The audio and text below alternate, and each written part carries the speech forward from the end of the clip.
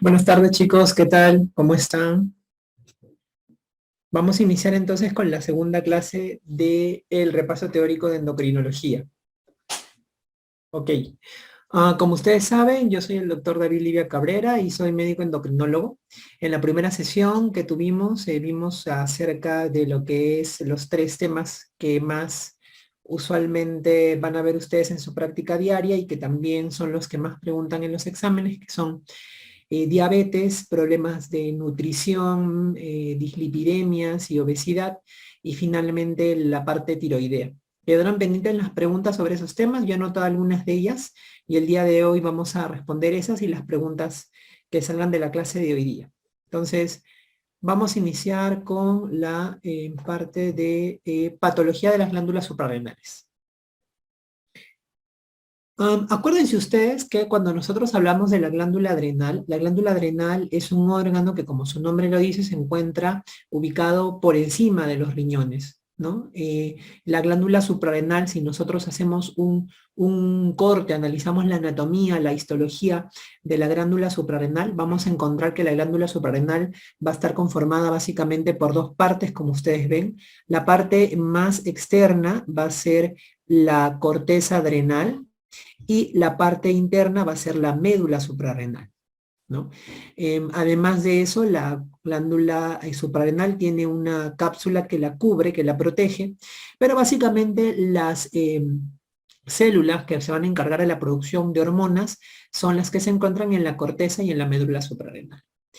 Cada una de estas va a producir una hormona diferente. Y si nosotros hacemos un corte más profundo, mirando por microscopio, vía histológico, vamos a encontrar que la capa o la corteza adrenal se va a dividir en tres zonas, ¿no? Zona glomerulosa o zona glomerular, zona fascicular o zona fasciculada y zona reticular, ¿no? Algunos consideran, alguna literatura dice que realmente la zona fascicular y reticular no se suelen distinguir muy bien y hablan de una zona fascículo-reticular, ¿no? Sin embargo, se pueden, claro, distinguir estos tres, o se hablan de estas tres capas, ¿no? Y cada una de estas va a producir una hormona diferente, ¿no? La zona glomerular se va a encargar de producir mineralocorticoides, donde vamos a tener al mineralocorticoide más importante, que es la aldosterona. La zona fascicular se va a encargar de producir glucocorticoides, donde el glucocorticoide más importante va a ser el cortisol, y la zona reticular se va a encargar de producir andrógenos, donde si bien el andrógeno que ustedes más conocen es la testosterona, el andrógeno que más sintetiza la zona reticular de la corteza adrenal va a ser el DEAS, ¿no? ¿Qué cosa es el DEAS? El DEA es la dehidroepiandrosterona sulfato, ¿no? Dehidroepiandrosterona sulfato. Es un andrógeno igual que la testosterona, solamente que la testosterona, acuérdense que la principal fuente de producción de testosterona son las gónadas, ya sean tanto los testículos como los ovarios. En el caso de la glándula suprarrenal también produce testosterona, pero el principal andrógeno va a ser el DEAS, ¿no? Acuérdense que todas estas hormonas que derivan de la corteza adrenal son hormonas de naturaleza esteroidea. ¿Qué significa naturaleza esteroidea? Son hormonas que derivan del colesterol, ¿no? De hecho, la síntesis de estas hormonas va a estar concatenada de tal manera que van a haber una serie de enzimas que van a hacer una serie de pasos que van a conectar la síntesis de cada una de estas hormonas, de tal manera que si por ahí alguna enzima falla, puede aumentar la producción de una hormona y disminuir la producción de otra hormona, ¿no? A esa vía concatenada, donde todas estas hormonas derivan del colesterol, se conoce como vía de la esteroidogénesis, donde se forman los esteroides adrenales, vía de la esteroidogénesis adrenal. En el caso de la médula suprarrenal va a producir otro tipo de hormonas que son las famosas adrenalina y noradrenalina, que se conocen como catecolaminas, ¿no? Catecolaminas. Estas, hormonas, a diferencia de las de la corteza adrenal, no son de naturaleza esteroidea, ¿no? Sino que van a ser de naturaleza amina. De hecho, su nombre ya lo dice, ¿no? Catecolaminas, porque son aminas que están asociadas a un grupo catecol, ¿no? Estas catecolaminas, que son la adrenalina y noradrenalina, van a derivar de un aminoácido, que es la tirosina, ¿no? ¿Se acuerdan ustedes que la tirosina también era un aminoácido que era importante para la síntesis de hormonas tiroideas? En el caso de las catecolaminas también, ¿no? Si hacemos un breve repaso acerca de estas hormonas, vamos a ver que, digamos, las principales que siempre constantemente vamos a ver y vamos a tener que recordar, es un poco de la fisiología de los glucocorticoides, del cortisol, de los mineralocorticoides, que es la aldosterona, y de las catecolaminas. Los andrógenos realmente no tienen mucha relevancia en cuanto a los exámenes de salud en general, y también porque es una patología que básicamente no van a ver con mucha frecuencia y es más de manejo de la especialidad. En el caso del cortisol, es decir, de la fisiología de los glucocorticoides, ¿no? Acuérdense que el cortisol, al igual que lo que sucedía con las hormonas tiroideas T4 y T3, este va a ser gobernado o su síntesis va a ser estimulada por la secreción de un factor hipofisiario y hipotalámico, ¿no? Acuérdense que en este caso el hipotálamo va a producir la hormona CRH, ¿no? Que es la hormona liberadora de la corticotropina, ¿no? Hormona liberadora de la corticotropina. Esta va a ir del hipotálamo hacia la hipófisis, pituitarias hipófisis, ¿no? Hacia la hipófisis anterior, básicamente, donde están los famosos corticotropos. Los corticotropos son las células que secretan la hormona ACTH, que la ACTH es la hormona estimulante de la corteza adrenal, ¿no? Hormona estimulante de la corteza adrenal. Y esta hormona estimulante de la corteza adrenal va a ir hacia la capa fascicular, a la zona fascicular de la corteza adrenal para que se produzcan los famosos glucocorticoides, donde el principal, como les digo, es el cortisol, ¿no? Este glucocorticoides viajan unidos a una globulina, ¿no? Transportadora de glucocorticoides para unirse a sus receptores en las células.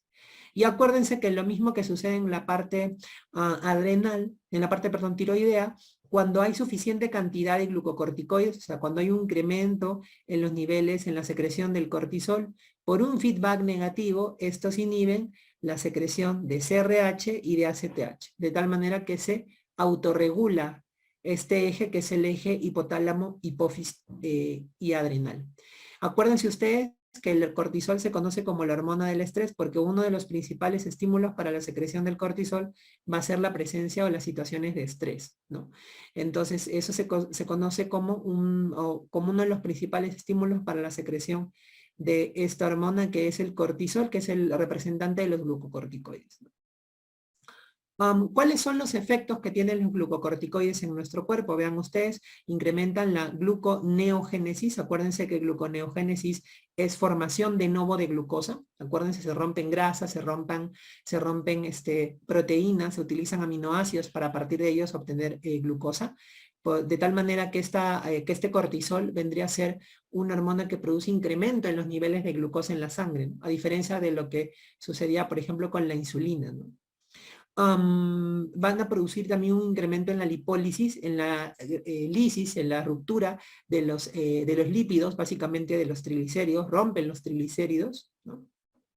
Van a incrementar el catabolismo proteico, ¿no? O sea, van a permitir que haya mayor degradación de proteínas, también el cortisol. A nivel cardiovascular, aumentan el gasto cardíaco y aumentan la resistencia vascular, ¿no? A nivel inmunológico, como ya nosotros lo sabemos, disminuyen la respuesta inmune, ¿no? Y esto hace que estos glucocorticoides, los sintéticos, que ya son fármacos, ¿no? Sean utilizados para poder controlar algunas patologías en las cuales hay una hiperrespuesta del sistema inmunitario, como las patologías autoinmunes, ¿no? También el cortisol disminuye la producción de colágeno, es uno de los efectos que puede tener el cortisol. Aumentan la eritropoiesis, eso quiere decir que aumentan la producción de glóbulos rojos, ¿no?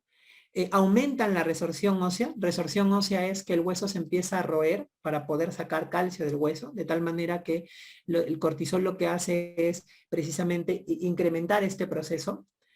Y finalmente el cortisol es importante para la regulación del estado de ánimo y de la función cognitiva. Vean, ustedes tienen muchos efectos a nivel metabólico, sobre todo a nivel cardiovascular, a nivel inmunológico. En el caso de la aldosterona acuérdense que es el representante de los mineralocorticoides. La aldosterona no se regula con la secreción de la CRH y la CTH, ¿no? Si ustedes bien van a encontrar literatura que diga que la CRH y la CTH puede tener cierto efecto sobre la secreción de aldosterona, tiene efecto sobre la secreción de andrógenos. El principal estímulo que va a tener la CRH y la ACTH va a ser sobre el metabolismo, o mejor dicho, sobre la secreción de cortisol, ¿no? En el caso de la aldosterona no se va a regular por el eje hipotálamo hipofisiario, sino se va a regular por un eje que es el famoso eje del sistema renina, angiotensina, aldosterona. Entonces va a tener otra regulación la aldosterona. Acuérdense ustedes bien que haciendo un repaso, este sistema cómo se activa cuando una persona está deshidratada, cuando disminuyen los niveles de sodio, hay hemorragia, eso quiere decir todo lo que lleva a que se produzca básicamente una disminución de la volemia, una disminución de la tensión arterial, o sea, que hayan situaciones de hipovolemia, que hayan situaciones de hipotensión arterial, que hay una disminución de la concentración del sodio en el cerebro, la hiponatremia. Esto va a ser captada ¿por quién? Va a ser captada por el aparato yuxtaglomerular de los riñones, ¿no? Este aparato yuxtaglomerular de los riñones lo que van a hacer es secretar una hormona que es la famosa renina, ¿no? Que es el primer paso para que se desencadene todo este sistema, ¿no? Entonces, cuando ustedes vean los estímulos para la secreción de renina por parte del aparato yuxtaglomerular de los riñones, acuérdense que van a estar la hipovolemia, la hipotensión arterial y también en menor grado la hiponatremia, ¿no? ¿Cuál es la función que tiene la renina? ¿Qué es lo que hace la renina? La renina lo que va a permitir, esta enzima, es que el angiotensinógeno que es producido por el hígado, ¿no?, pueda convertirse en ¿qué? Pueda convertirse en una angiotensina 1. Esa es la función que tiene la renina. El primer paso. El angiotensinógeno permite que se convierta en angiotensina 1, ¿no? Esta angiotensina 1 va a hacer o va a sufrir una segunda modificación por esta enzima, que es la enzima convertidora de angiotensina, cuya localización principal va a ser a nivel de los pulmones, pero no es la única localización, pero digamos que es el lugar en donde hay mayor expresión. Esta angiotensina, por acción de la hormona, de la enzima, convertidora de angiotensina, se va a convertir en angiotensina 2. Y esta angiotensina 2 es la que va a ir hacia la corteza suprarrenal y va a permitir que se secrete la aldosterona, ¿no? Entonces acuérdense, renina convierte angiotensinógeno en angiotensina, angiotensina por la enzima convertidora de angiotensina se convierte en angiotensina 2 y la angiotensina 2 va hacia la corteza adrenal, la capa glomerular, para que se pueda secretar la aldosterona. Si ustedes se acuerdan también por la parte de cardiología, la angiotensina 2 también tiene otros efectos, ¿no? La angiotensina 2 también produce vasoconstricción a nivel de las arteriolas, que eso también ayuda a regular el tema de la presión arterial, ¿no? Pero a nuestro nivel, a nivel de endocrino, acuérdense que el incremento de la aldosterona, ¿qué es lo que produce? ¿Cuál es la función de la aldosterona? La aldosterona a nivel principal del túbulo contorneado distal, ¿qué cosa es lo que hace? Aumenta la reabsorción de sodio y consecuentemente de agua y aumenta la secreción o excreción de potasio e hidrogeniones. Eso quiere decir que la función de la aldosterona, ¿cuál va a ser? Va a ser que se reabsorba sodio, ¿no?, y que se eliminen potasio e hidrogeniones hacia la orina. Esa va a ser la función de la aldosterona. Reabsorción de sodio y eliminación de potasio e hidrogeniones hacia la orina en el túbulo contorneado distal. Acuérdense que al reabsorber sodio, ¿qué es lo que pasa? El sodio jala agua, entonces al jalar agua aumenta la volemia, y eso sumado a la acción que tiene la angiotensina sobre las arteriolas produciendo vasoconstricción, hacen que la presión arterial aumente hasta retornar a valores normales, ¿no? Aparte del estímulo que tiene del sistema renina-angiotensina-aldosterona, hay otro estímulo que puede incrementar o puede estimula la secreción de aldosterona. ¿Cuál es ese estímulo? El aumento del potasio a nivel extracelular, es decir, cuando hay un incremento en los niveles de potasio en la sangre, cuando hay hipercalemia. El incremento de potasio de los niveles de potasio en la sangre se conoce como hipercalemia, ¿no? Entonces, cuando ustedes le preguntan cuáles son los factores que permiten la secreción de aldosterona, que estimulan la secreción de aldosterona, acuérdense que básicamente va a ser el sistema renina-angiotensina-aldosterona, donde la angiotensina 2 es la que va a estimular la secreción de potasio, pero acuérdense que este sistema inicia con el aumento de la renina. Y el otro estímulo es el incremento de los niveles de potasio, la hipercalemia, ¿no? ¿Por qué la hipercalemia produce un aumento en la secreción de aldosterona? Porque acuérdense que la aldosterona lo que hace es botar el potasio hacia la orina. Por eso es que la hipercalemia también es un factor para que se produzca la secreción de aldosterona.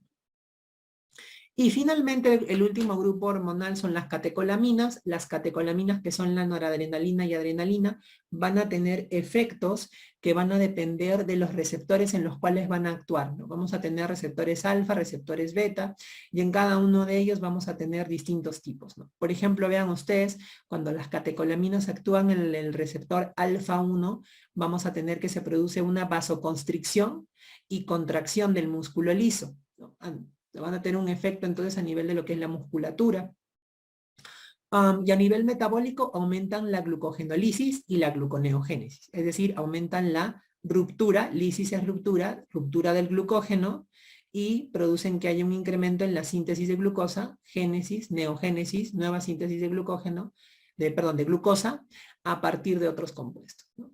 A nivel de alfa 2, vean ustedes, también producen vasoconstricción y agregación plaquetaria, y a nivel metabólico disminuyen la lipólisis.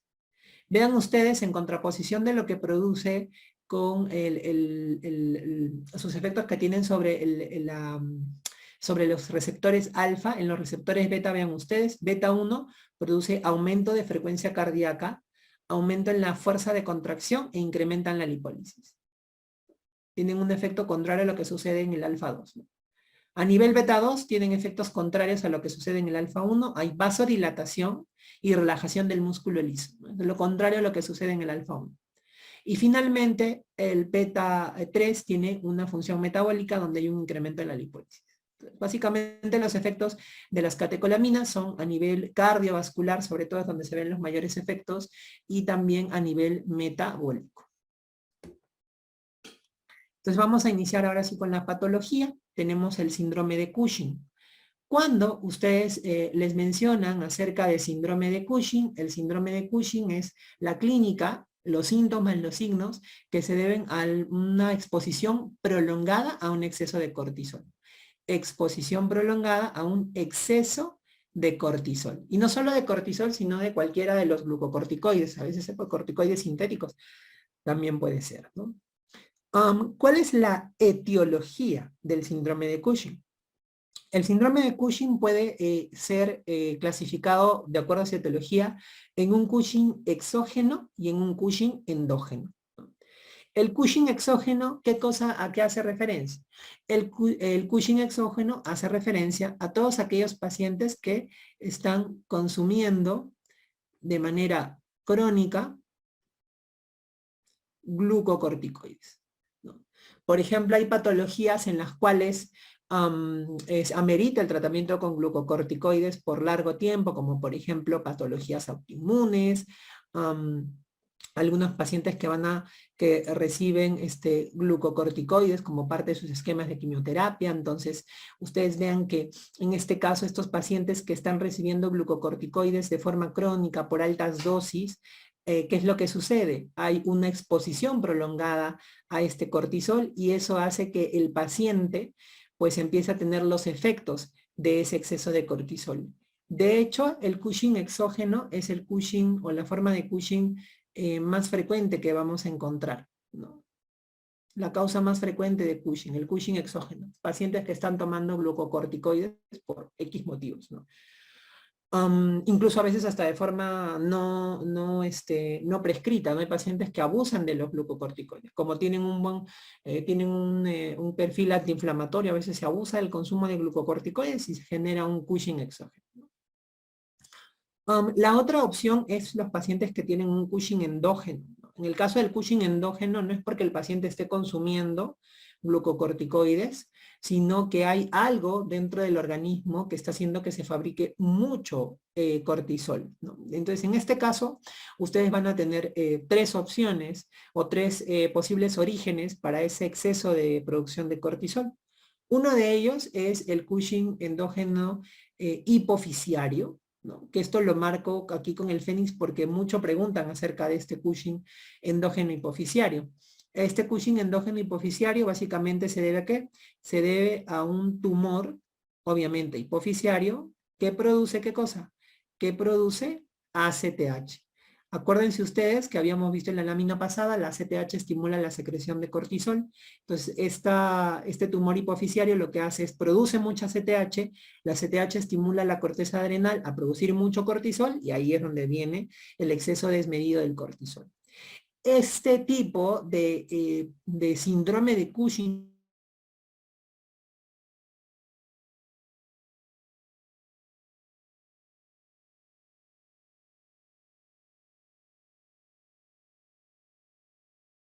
en especial, vean síndrome de Cushing simplemente hace referencia a las manifestaciones clínicas que hay por el exceso de glucocorticoides.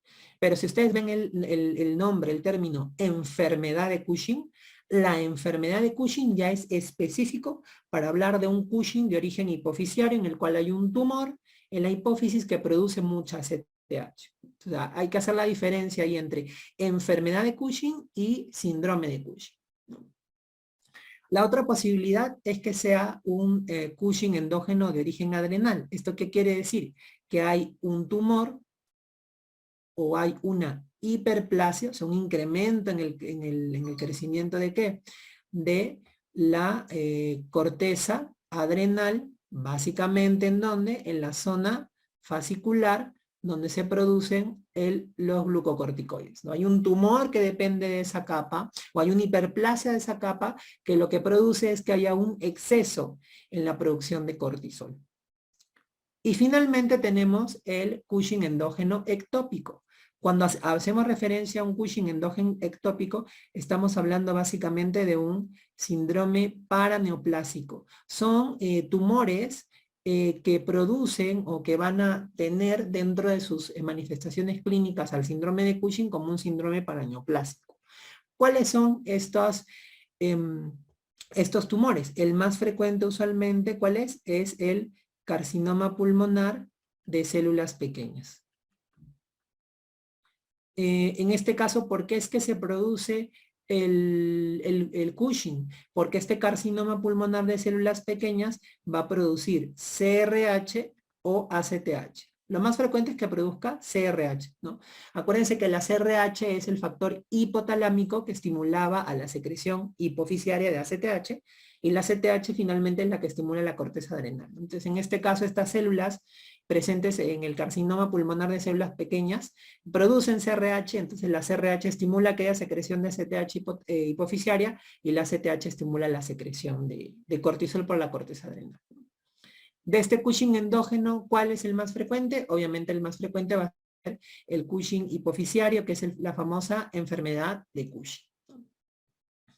¿Cuál es la clínica con la cual ustedes van a reconocer a un paciente que tiene un síndrome de Cushing? Pues esto es muy importante y también lo he remarcado, el fenotipo Cushing, o sea, las características físicas que va a presentar el paciente con Cushing, ustedes no se la pueden olvidar. ¿Cuál es este fenotipo del paciente de Cushing? Es un paciente que ustedes, como ven en la imagen, básicamente va a haber un acúmulo de grasa a nivel de la parte central del organismo. Vamos a tener, ¿qué cosa? Que hay, primero, una fase en luna llena. Esto quiere decir que es una fase redonda y pletórica. Una fase redonda y roja, como si fuera una cara, como su nombre lo dice, una cara en luna llena. ¿No? La otra característica, la jiba de búfalo. Jiba de búfalo o jiba dorsal también le dicen, que es este acúmulo de grasa que hay en la región cérvico-dorsal del paciente que tiene síndrome de Cushing, ¿no? Entonces vean ustedes, acúmulo de grasa a nivel de la cara, a nivel de la zona cervical dorsal, y la presencia de acúmulo de grasa a nivel del tronco, a nivel del abdomen, que se conoce como obesidad centrípeta o obesidad central. O sea, hay un acúmulo de grasa a nivel de abdomen, a nivel de tórax. Este acúmulo a nivel central se va a contrastar con la presencia de ¿qué? Con la presencia de una hipotrofia o atrofia de los músculos que se encuentran a nivel de las extremidades, tanto de brazos como de piernas, ¿no? Que va a llevar obviamente a que el paciente tenga debilidad. Este compromiso que hay a nivel muscular es principalmente de tipo proximal y es por eso que recibe el nombre de miopatía proximal, más a nivel proximal de las extremidades. Entonces, ¿qué es lo que van a tener ustedes? Van a tener una persona que va a aumentar de peso, va a ser obesa, pero a nivel central. Y las piernas y las manos van a ser delgaditos, ¿no? Cuando ustedes tienen un paciente que tiene obesidad exógena, o sea, por malos estilos de vida, mala alimentación, no hace ejercicio, el paciente engorda los brazos, engorda parejito. En cambio, el paciente con Cushing llama la atención que es gordito en la parte central, y los brazos y los brazos y las piernas más bien ha disminuido el volumen, hay hipotrofia muscular, el paciente tiene los brazos y las extremidades, miembros superiores e inferiores delgados. Entonces ese contraste va a llamar mucho la atención. Y a eso se le suma, ¿qué cosa? A eso se le suma la fragilidad que puede haber a nivel de la dermis, donde se van a producir estrías de color, sobre todo rojo vinoso o rojo violáceas. No son estrías blanco-nacaradas, como sucede, por ejemplo, en algunas pacientes por el exceso de peso o postgestación, ¿no? Sino que son estrías de color rojo vinoso. Y además va a haber un incremento en la fragilidad capilar. Los pacientes van a poder tener algunos equimosis que se van a hacer de forma espontánea. Entonces, vean ustedes que aquí este fenotipo, esas características, son las que van a hacer sospechar a un síndrome de Cushing. Y a este fenotipo se le van a sumar otras características, otras comorbilidades que ustedes pueden encontrar.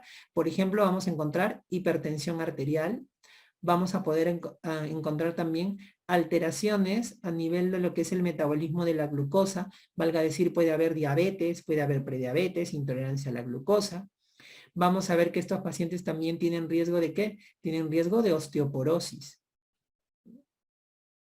Y en las mujeres, ¿qué vamos a ver? Vamos a ver que en las mujeres puede haber alteraciones en el ciclo menstrual, como por ejemplo amenorrea, y puede haber incremento en la vellosidad en zonas donde normalmente las mujeres no tienen, como por ejemplo en la zona de la barba, del bigote, en el pecho, en la espalda, que se conoce como hirsutismo, así como la presencia de acné. Entonces, cuando ustedes vean estas características, este fenotipo asociado a estas otras comorbilidades asociadas, entonces ustedes están pensando que se trata de un síndrome de Cushing. Todas estas características tienen explicación en los efectos que tiene el cortisol. Acuérdense que el cortisol habíamos dicho que lo que hace, por ejemplo, es incrementar el catabolismo muscular, de ahí que haya la miopatía proximal, hace que haya una... que haya disminución de la producción de colágeno, lo que causa la presencia de estrías y fragilidad capilar, tiene influencia sobre la parte cardiovascular, por eso hay hipertensión, sobre el metabolismo de la glucosa, por eso es que se produce diabetes, prediabetes, sobre el recambio óseo, por eso es que se produce osteoporosis, ¿no? ¿Cómo se hace el diagnóstico del síndrome de Cushing? El diagnóstico del síndrome de Cushing se hace siguiendo un algoritmo determinado. Si bien ustedes pueden ver que dentro de las causas hemos visto que se habla de tumores, el diagnóstico del síndrome de Cushing no se hace taqueando a la persona de pies a cabeza, no. Lo que se hace ahí para hacer el diagnóstico del síndrome de Cushing es primero responder o verificar que verdaderamente haya un exceso de cortisol, porque si el Cushing se debe a un exceso de cortisol, entonces lo que hay que buscar primero es ver que hay un exceso de cortisol. A eso se le conoce como diagnóstico sindrómico. Vamos a utilizar un análisis que me diga si el cortisol verdaderamente está alto o no. Para eso tengo tres opciones. Voy a tener la medición del cortisol libre en orina de 24 horas. A este también se le conoce como CLU, ¿no? Cortisol libre en orina de 24 horas. Voy a tener la posibilidad de medir el cortisol en saliva, a nivel nocturno, cortisol salival nocturno. Y finalmente voy a tener la presencia de un test que se conoce como el test de DEXA-1, ¿no? Los dos primeros consisten en medir básicamente cortisol, en el primer caso en orina, en el segundo caso en saliva. Hay puntos de corte para poder saber, que va a depender mucho del laboratorio, si hay un incremento por ese punto de corte, entonces estaría hablando de que hay un exceso en la producción de cortisol. Y en el caso del test de DEXA-1, ¿en qué consiste? Este test de DEXA-1 consiste en que yo le voy a dar 1 miligramo de dexametasona a mi paciente a las 11 de la noche y al día siguiente le voy a medir cortisol. En condiciones normales, si ustedes o yo que no tenemos síndrome de Cushing, tomamos 1 miligramo de dexametasona en la noche, nuestro cuerpo dice, esta persona está tomando dexametasona, está tomando un glucocorticoide sintético. Entonces al día siguiente amanece el cortisol bajo, porque el cuerpo dice, ¿para qué voy a producir cortisol si él ya está tomando un glucocorticoide? Esa es la reacción normal. Entonces tú le das la dexametasona 1 miligramo a las 11 de la noche, le mides el cortisol en la mañana y lo normal es que esté bajo, que esté suprimido. ¿Qué pasa en el paciente con síndrome de Cushing? El paciente con síndrome de Cushing, tú le das 1 miligramo de dexametasona a las 11 de la noche y al día siguiente el cortisol sigue volando. Porque en los pacientes con síndrome de Cushing se ha perdido esa regulación del eje, ¿no? Porque hay un exceso en la producción de cortisol. Entonces, este test de DEXA-1 es otro test que me ayuda a evaluar si verdaderamente hay un exceso de cortisol. Entonces, yo necesito de estos por lo menos 2 exámenes positivos, ¿no? Para poder decir que mi paciente tiene un síndrome de Cushing. Si tengo 2 más exámenes positivos, entonces yo digo, mi paciente tiene síndrome de Cushing y pasaré al siguiente paso en el algoritmo. Yo ya sé que mi paciente tiene Cushing. Ahora tengo que saber cuál es el diagnóstico etiológico de mi paciente. Con el Cushing exógeno no hay mucho problema, porque el paciente tú buscas en su historial clínico, le preguntas si es que ha tomado algún tipo de glucocorticoide, ¿no? Y vas a saber si realmente tiene o no un Cushing exógeno. El problema está para el Cushing endógeno, ¿no? ¿Cómo saber yo si mi paciente tiene un Cushing endógeno? Estoy sospechando en un endógeno, ¿cuál de ellos es? Entonces, para eso lo que yo voy a hacer es medir la ACTH, la hormona estimulante de la corteza adrenal. La ACTH. Entonces, esta ACTH yo la mido y voy a tener 2 opciones. Voy a tener que la ACTH me salga baja o que la ACTH me salga elevada. Si la ACTH me sale baja, entonces yo voy a sospechar de que mi paciente tiene un Cushing endógeno de tipo adrenal. ¿Por qué? Porque si hay un tumor o hay un incremento en el tamaño, una hiperplasia en la corteza adrenal, el exceso de producción de cortisol por ese tumor, la hipófisis dice, ¿para qué voy a secretar más ACTH si ese tumor está produciendo mucho cortisol? Entonces ya no secreto y se baja el nivel de cortisol. Entonces, una ACTH baja en el contexto de un síndrome de Cushing me haría sospechar que el origen de este síndrome de Cushing es un origen adrenal. Y si yo tengo una ACTH elevada, entonces hay algo que está haciendo que se produzca mucha ACTH. Si nosotros vamos a las causas endógenas, vamos a tener que tenemos 2 opciones. El Cushing hipoficiario, donde hay un tumor hipoficiario productor de ACTH, o el Cushing ectópico, donde hay un tumor, usualmente el carcinoma pulmonar de células pequeñas, que está produciendo mucha CRH, mucha ACTH. Entonces, a este tumor, a estos pacientes que tienen ACTH elevada, entonces yo voy a tener 2 opciones, ¿no? Que sea un Cushing hipoficiario o que sea un Cushing ectópico, ¿no? ¿Cómo yo puedo definir si se trata de un Cushing hipoficiario o un Cushing ectópico? ¿No? Hay varias formas, pero la más conocida básicamente es hacer un test que se conoce como el test de DEXA-8. ¿En qué consiste el test de DEXA-8? Es parecido al concepto del test del DEXA-1, ¿no? Yo le voy a dar 8 miligramos de dexametasona a mi paciente y luego de culminar la dosis de 8 miligramos, le puedo medir luego el nivel de cortisol. ¿Qué es lo que sucede? En un paciente que tiene un Cushing hipoficiario, o sea, un tumor que produce mucha CTH, yo le doy alta dosis de dexametasona porque son 8 miligramos de dexametasona, es una dosis alta de corticoide. ¿Qué es lo que sucede? Si se produce una disminución de los niveles de cortisol. O sea, sí suprime. En cambio, el ectópico, no. El ectópico, el cortisol sigue estando alto. Acuérdense ustedes más o menos esto, ¿no? Ectópico es un tumor paraneoplásico, es un síndrome paraneoplásico, o sea, es una neoplasia maligna, o sea, es el peor de todos. Por eso si yo le dé una bomba de dexametasona, ese no va a suprimir, porque es el peor de todos, el que peor comportamiento tiene. En cambio, el hipofisiario, sí, le doy alta dosis de dexametasona y baja el cortisol. Entonces, de esa manera yo podría diferenciar si mi paciente tiene un Cushing, ACTH, con la ACTH elevada, que es hipofisiario o que es ectópico, ¿no? Entonces, ya una vez que yo he localizado dónde está la lesión, entonces yo ya me voy a hacer los exámenes de imágenes, ¿no? Voy a pedir mi resonancia magnética celular, o sea, de silla turca o de hipófisis, para poder ver arriba si es que estoy pensando que es un hipofisiario. Voy a pedir mi tomografía espiral multicorte de adrenales, que estoy pensando que es un adrenal, o pediré mi tomografía torácica por si estoy pensando que es un ectópico para poder ver eso. Hay otro procedimiento que se conoce como cateterismo de senos petrosos, que es un procedimiento mucho más invasivo, que usualmente se utiliza cuando quedan dudas, aún así, el test de DEXA-8 para saber si mi Cushing es hipofisiario o es ectópico. Pero eso es mucho más de especialidad. Con lo que ustedes manejen más o menos esto, con bastante, ustedes les van a pedir, usualmente les van a pedir que hablen acerca más del diagnóstico sindrómico.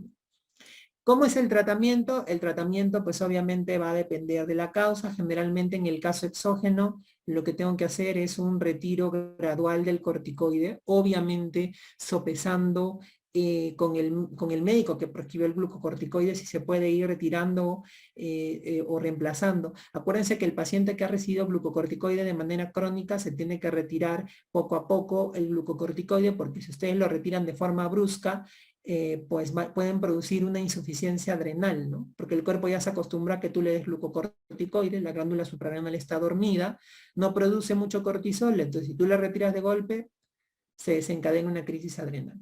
Y en el caso del endógeno, como la mayoría son tumores, básicamente van a ser tratamiento quirúrgico de primera elección para retirar el tumor, y en algunos casos se puede asociar algún tipo de tratamiento médico también, ¿no?